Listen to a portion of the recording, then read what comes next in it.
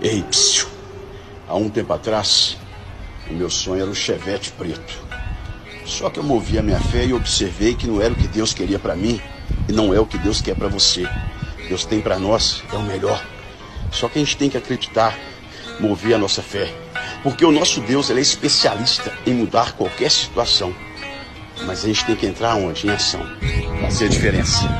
Foguete não tem ré. É assim que Deus quer. Deus vai mudar a sua história.